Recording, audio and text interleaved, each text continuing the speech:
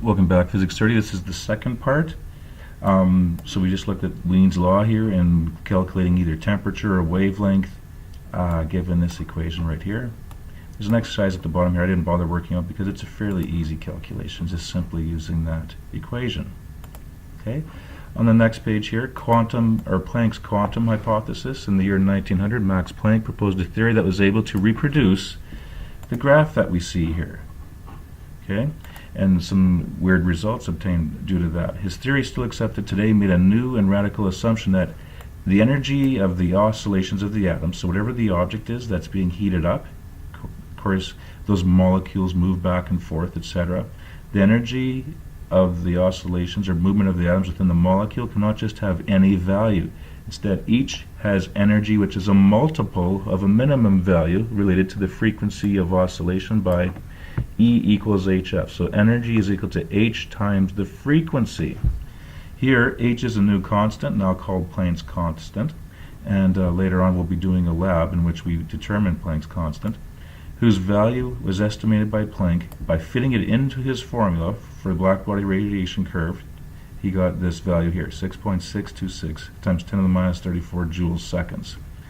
And when we take that and multiply it by frequency, we end up with the joules as energy.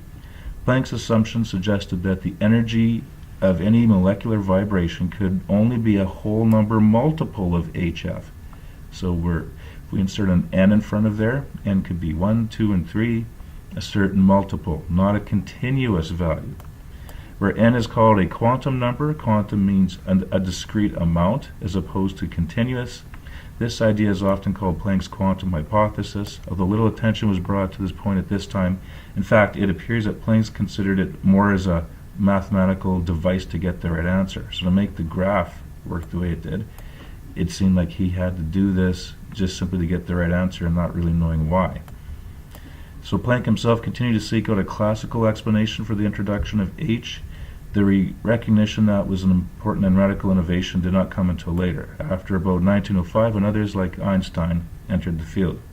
The quantum hypothesis states that energy of an oscillator can be E equals hf, or 2hf, or 3hf, multiplying by a whole number, and so on.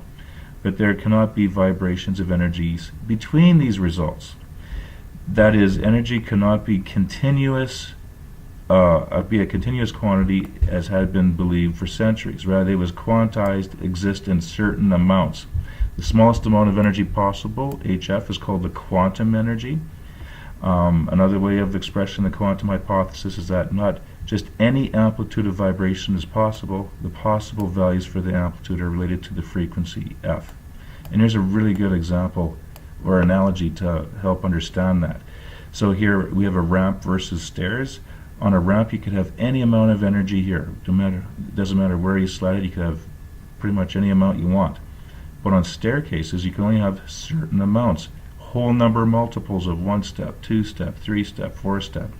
So the idea of continuous amounts would be the ramp, and discrete or quantized amounts would be like a staircase. So he found that the energy that molecules had were certain discrete amounts or quantized amounts. Okay, so that's it for that video. We will come back to this in the next section and look at this E equals hf idea and the quantum effect, and we'll also look at the photoelectric effect in the next video. Alright, see you again.